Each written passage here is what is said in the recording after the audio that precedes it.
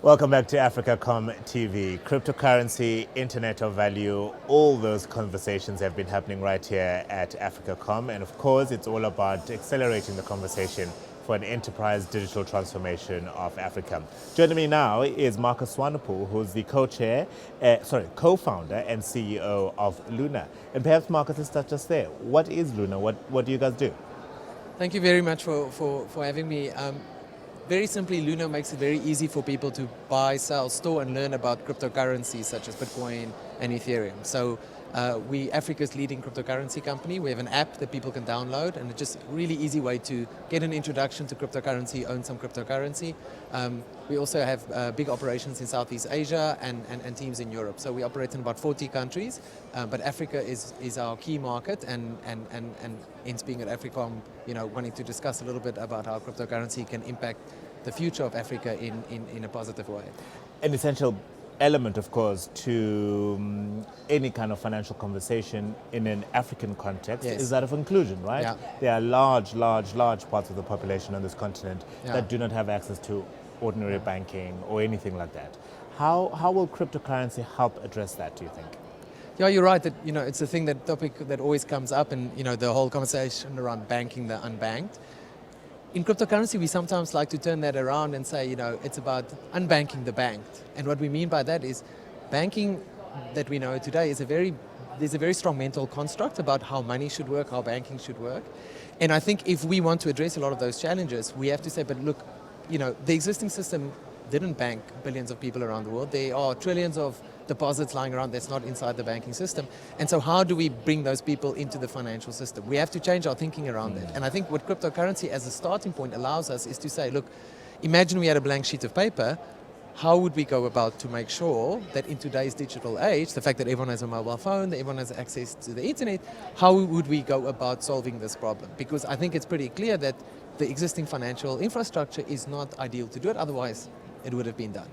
On a more practical perspective, I think a lot of it has to do with customer acquisition and cost of acquisition. So when you look at a lot of financial services, I think in many countries the banks, in theory, probably would bank a lot of these customers. It's just not profitable to do it. And a lot of that has to do with it's just expensive to acquire the customers. The distribution is expensive.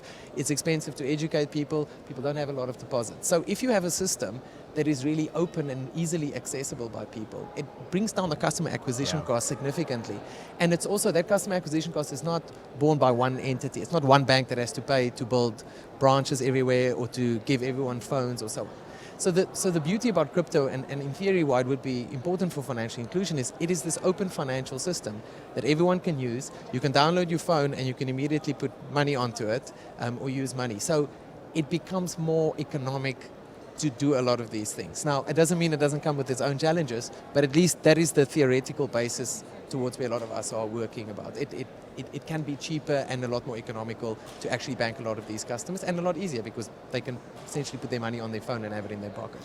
Not ignoring those challenges at all, but do we have examples where it's already in play and having a very significant impact in the topic of financial inclusion? I would say, a lot of people would say yes, but I would probably step back a bit and say we don't have at scale examples.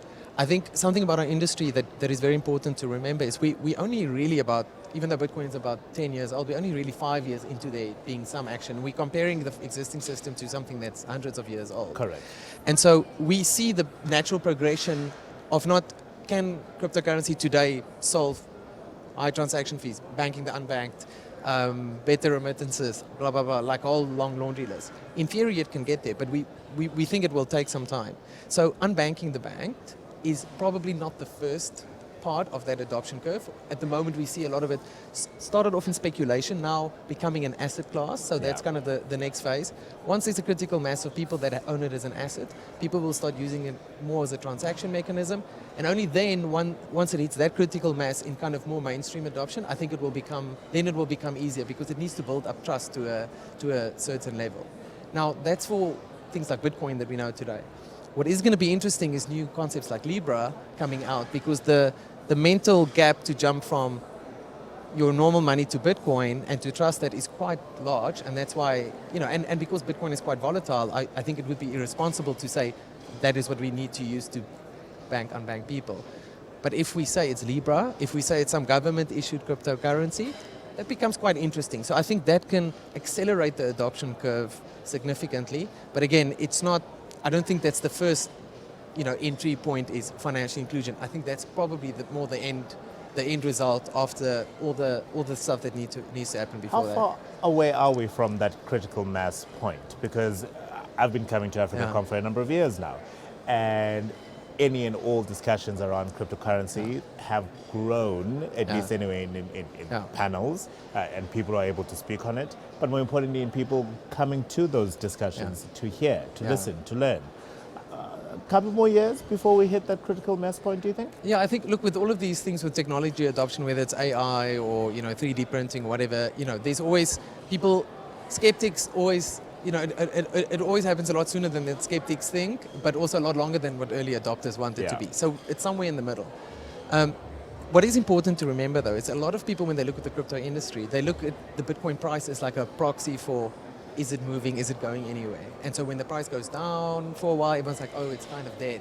Every time the price falls or is flat, people phone me and they go, oh, is it dead now? And then I go, no, because I can see every day how many people are signing up buying crypto for the first time. I can see how many people are sending crypto for the first time. So what's important to know is underlying all of that headlines and volatility is a very steady growth rate. So it is growing. Now, where exactly that tipping point happens, if I had to put a number on it, I'd say between 5 to 7 years from now.